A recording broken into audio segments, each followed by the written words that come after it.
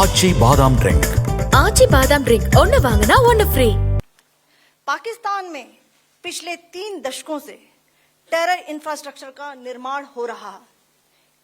इसमें recruitment, indoctrination centres, training areas व launch pad शामिल थे, जो पाकिस्तान और पाक अधिकृत जम्मू कश्मीर POJK दोनों में फैले हैं। Operation Sindoor was launched by Indian Armed Forces to deliver justice to the victims of Pahalgam terror attack and their families. 9 terrorist camps were targeted and successfully destroyed. Over the last 3 decades, Pakistan has systematically built terror infrastructure. It is a complex web of recruitment and indoctrination centers, training areas for initial and refresher courses, and launch pads for handlers. These camps are located both in Pakistan as well as Pakistan-occupied Jammu and Kashmir areas. Some of the well-known training camps are located, as you can see on the screen. They are distributed from Savai Nala in the north, counting to approximately 21, ending at Bhagalpur to the south. इन लक्ष्यों का चयन विश्वसनीय intelligence सूचनाओं के आधार पर हुआ, ताकि आतंक गतिविधियों की रीढ़ तोड़ी जा सके, और यह खास ध्यान दिया गया कि निर्दोष नागरिकों और सिविलियन इंस्टॉलेशन को नुकसान न पहुंचे। The selection of these targets for Operation Sindoor was based on credible intelligence inputs and role of these facilities in perpetrating the terror activities. The locations were so selected to avoid damage to civilian infrastructures and loss of any civilian lives. This was done with due diligence, and the camps selected for targeting and their engagement will now be shown to you one by one. POJK के targets मैं आपको बताना चाहूंगी। सबसे पहले सवाई नाला camp Muzaffarabad, जो कि POJK के लाइन ऑफ कंट्रोल से 30 किलोमीटर दूर है। यह एक लश्कर-ए तौयबा का ट्रेनिंग सेंटर था। 20 अक्टूबर 2024 सोनमर्ग, 24 अक्टूबर 24 गुलमर्ग, 22 अप्रैल 2025 पहलगाम, इन हमलों के आतंकियों ने यहीं से प्रशिक्षण लिया था। सैयदना बिलाल कैंप मुजफ्फराबाद, यह एक जैश-ए मोहम्मद का स्टेजिंग एरिया है। यह हथियार, विस्फोटक और जंगल सर्वाइवल ट्रेनिंग का केंद्र भी था। गुलपुर कैंप कोटली, यह LOC से 30 किलोमीटर दूर था। लश्कर-ए तौयबा का बेस था, जो रजौरी, पुंछ में सक्रिय था। 20 अप्रैल 2023 को पुंछ में और 9 जून 2024 को तीर्थ यात्रियों के बस हमले में यहीं से आतंकी को ट्रेन किया गया था।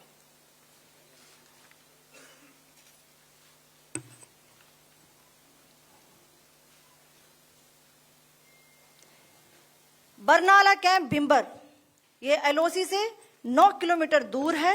यहां पर हथियार, हैंडलिंग, IED व जंगल सर्वाइवल का प्रशिक्षण केंद्र था। अब्बास कैंप कोटली,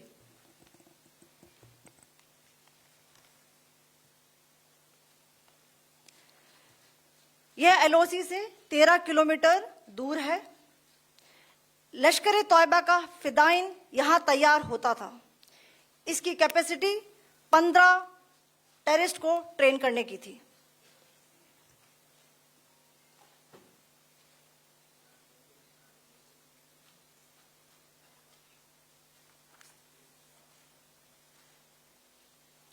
अब मैं पाकिस्तान के अंदर के टारगेट से अवगत कराना चाहूंगी। पहला, सर्जल कैंप सियालकोट,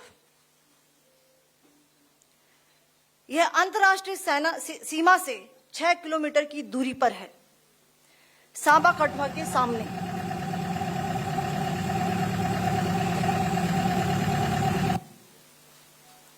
मार्च 2025 में जम्मू एंड कश्मीर पुलिस के 4 जवानों को की जो हत्या की गई थी, उन आतंकवादियों को इसी जगह पर ट्रेन किया गया था। उन आतंकवादियों को इसी जगह पर ट्रेन किया गया था। दूसरा, महमूना जाया कैंप सियालकोट, 18 से 12 किलोमीटर आईबी से दूर था। हिजबुल मुजाहिदीन का बहुत बड़ा कैंप था। ये कठुआ जम्मू क्षेत्र में आतंक फैलाने का नियंत्रण केंद्र था। पठानकोट एयरफोर्स बेस पर किया गया हमला भी इसी कैंप से प्लान और डायरेक्ट किया गया था। मरकज ताइबा मुरीद के आईबी से 18 से 25 किलोमीटर दूरी पर है। 2008 के मुंबई हमले के आतंकी भी यहीं से प्रशिक्षित हुए थे। अजमल कसब और डेविड हेडली भी यहाँ ट्रेन हुए थे।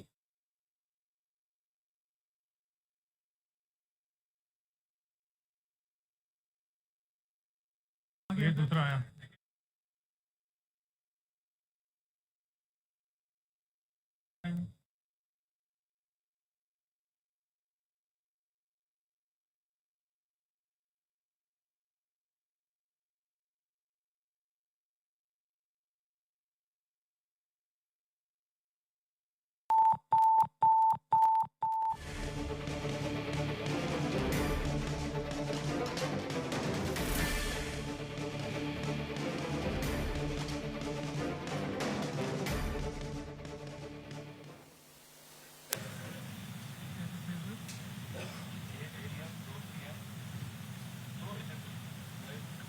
तीसरा आ गया सर, इम्पैक्ट।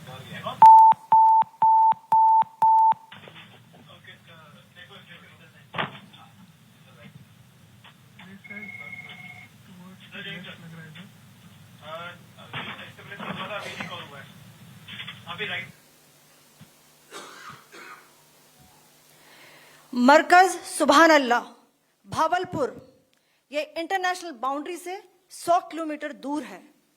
जैश ए मोहम्मद का मुख्यालय था।